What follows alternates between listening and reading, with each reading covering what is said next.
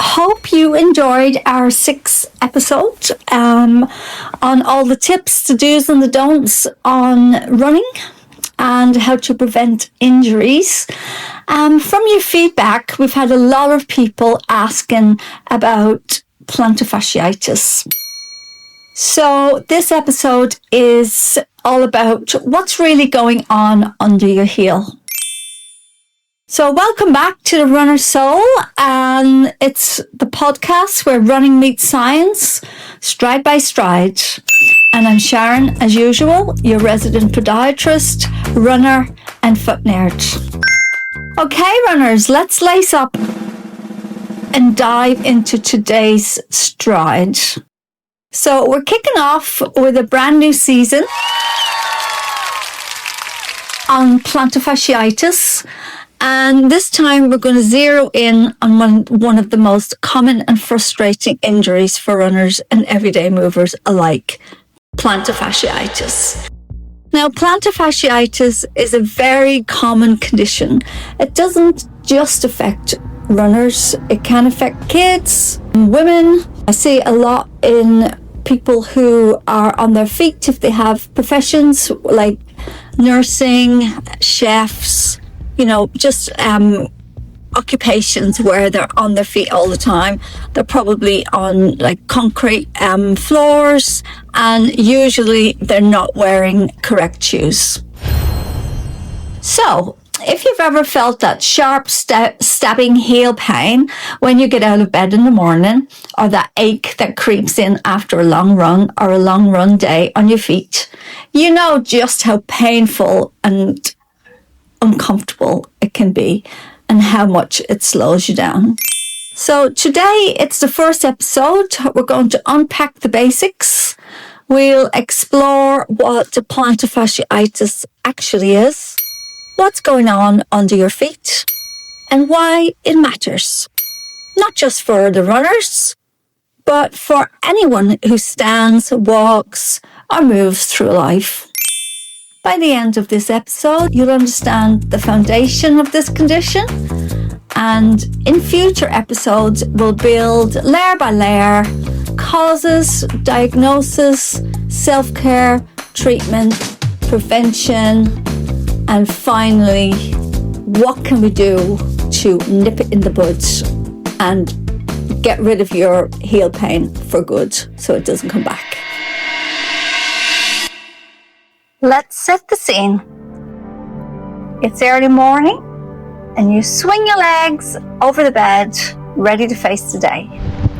You take that first step, bam, a sharp pain shoots right through your heel. You limp to the kitchen, wincing with every step.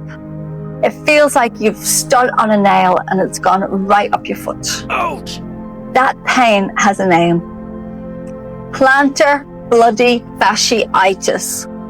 And if you've experienced it, you're definitely not alone. Millions of people each year deal with this condition, but here's the kicker.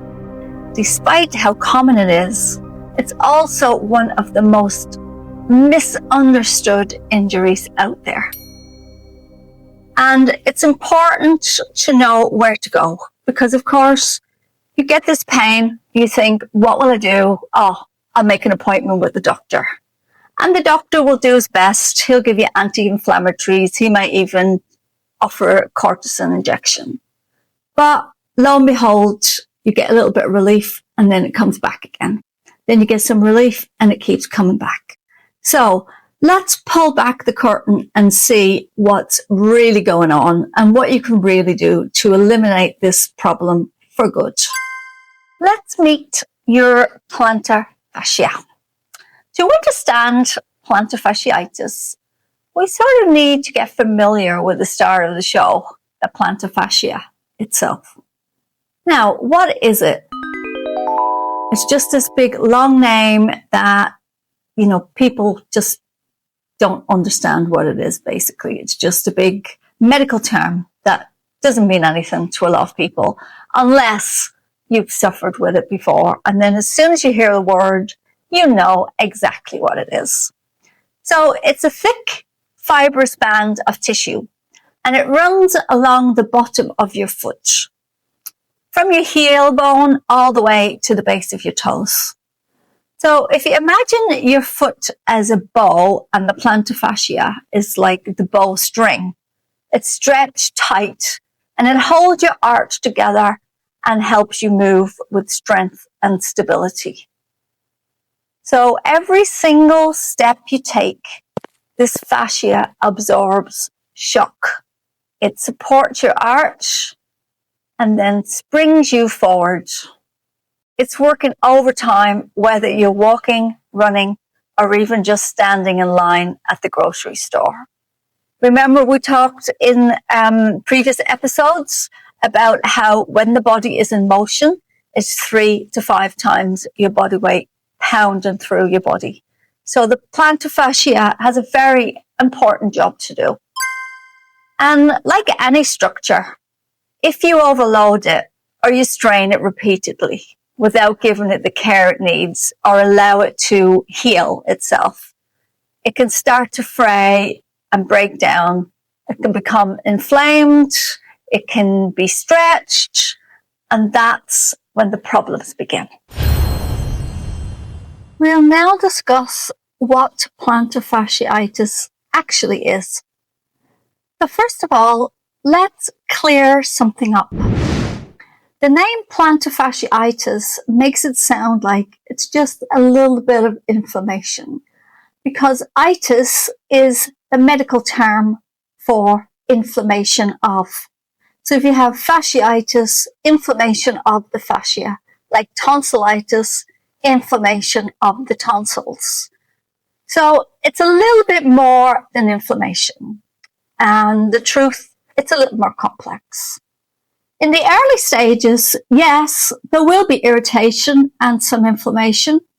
But over time, especially if it's been going on for weeks, months, for some people, even a few years, the issue then becomes more about degeneration. So that means tiny micro tears form in the fascia, usually right where it all attaches to your heel bone. And that's why the pain often feels sharp and stabbing in one very specific spot. And here's a myth buster for you. Plantar fasciitis, it's not the same as a heel spur. They're very different. People often see a spur on an x-ray and assume it's the cause of their pain. But heel spurs can exist on their own without any pain at all. The real culprit is usually the fascia itself and not the spur. But they do go together because sometimes if you've had a history of plantar fasciitis that hasn't healed, then often a spur will develop as well. Why does it matter if you have plantar fasciitis, especially if you're a runner? So I'm going to take you through some of the reasons why it's important and why it's important to get help and heal the plantar fascia as soon as you can. Because if you're a runner, plantar fasciitis can feel devastating. And running, it isn't just gliding forward. It's a series of controlled one-legged hops. Every step you take, your body weight is multiplied 3 to 5 times as your foot hits the ground. So multiply that by thousands of steps in a single run, and you can see why the plantar fascia might wave a white flag after a while. It's just under so much pressure and it just can't take it anymore. But as we were saying earlier, it's not just runners who are affected. Teachers, nurses, retail workers, kids, teens, Anyone really who spends a lot of hours on their feet is at risk, especially if you're not wearing the right shoes. So even people who don't run at all can wake up one day with heel pain. And that's why understanding what it is, what we can do, how to prevent it, how to heal it, it really matters, because no matter where you fall on the activity spectrum, having plantar fasciitis, it's no picnic at all. Let me share a story with you about a patient of mine. We'll call her Sarah. That wasn't her name, but just for confidentiality, in case she's listening. She came into the clinic with months of nagging heel pain. She was training for her very first half marathon, and she thought the pain was just something she needed to push through. Every morning, she dreaded getting out of bed because those first few steps were agony. They were so painful, and it wasn't a good start to the day. So at work, she limped through her day, and by the time she sat in my chair in the afternoon, she was ready to quit running altogether. Now, what she didn't know was that pushing through heel pain can make recovery much longer and harder. So once we identified her condition as plantar fasciitis, and we started with some basic changes like stretches, footwear tweaks, adjusting her training plan, some exercises, she started improving really quickly. Within weeks, she was running again, this time with less pain and a smarter approach.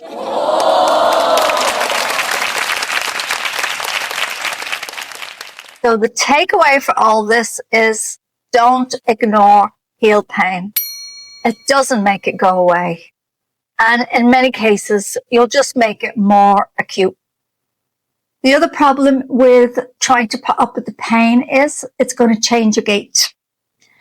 So if you feel pain in your heel, you're going to walk differently to try and avoid the pain. And by doing that, then you place a lot of strain on muscles, ligaments, bones, and then before you know it, you have other problems. So don't ignore it. Listening to your body and getting the right information is the key. Here's a simple analogy for you understanding what your plantar fascia is, what it's doing. So if you can think of your plantar fascia like it's a guitar string. So if you crank it too tight, it's going to snap. And if you leave it neglected, it won't hold its tune. What you want is just the right amount of tension, resilience, support, and then that's able to carry the music of your stride. So plantar fasciitis is basically that string crying out for balance and for tuning. Hopefully by now you'll have a better understanding of what the plantar fascia actually does and a better understanding of why it may get irritated. So let's put everything together.